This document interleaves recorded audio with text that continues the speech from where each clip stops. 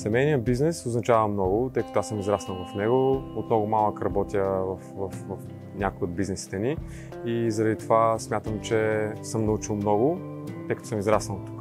Семейният бизнес представлява стабилност. При нас, освен нашето семейство, работят много други семейства. Поколения родители с техните деца работят заедно с нас и по този начин също подсигуряваме лоялността и ангажираността на всички, които са около нас. Ние самите представляваме и бизнеса с нашите лица, така че това придава допълнителен характер на организацията ни.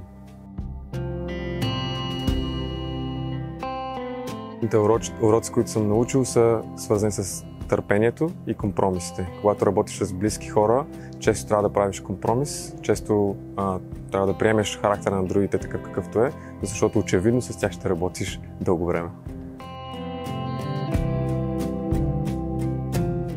Лично аз бих казал нищо. Аз вярвам, че всичко, което ми се случва заради някаква причина и аз лично нищо не бих променил от това, което се случило преди, защото в момента, в който сме в момента, на мен ми харесва и тук трябва да сме в момента заради това, което се е случило преди. Така че по-скоро нищо не бих променил. Искам да завещаем същата стабилност, която в момента сме създали. Тоест мечтая и искам да оставя след себе си стабилен бизнес, който може да служи на поколения след нас, да хранят своите семейства, да хранят семейства, които работят в този бизнес, да са в помощ на обществото, в което се намираме в момента и така да даваме пример как на другите бизнеси, така и на другите хора, как трябва човек да живее.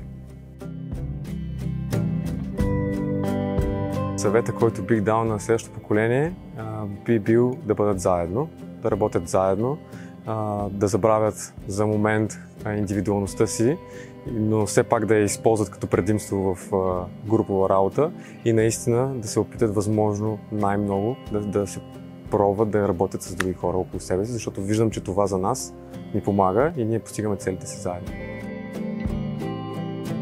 Мечтая наистина аз да мога да оставя стабилност на днес следващото поколение, фирма, която те ще могат да надградят и да могат да оставят и те на поколение за напред. Наистина смятам, че базата, която в момента създаваме, ще продължи дълго след нас.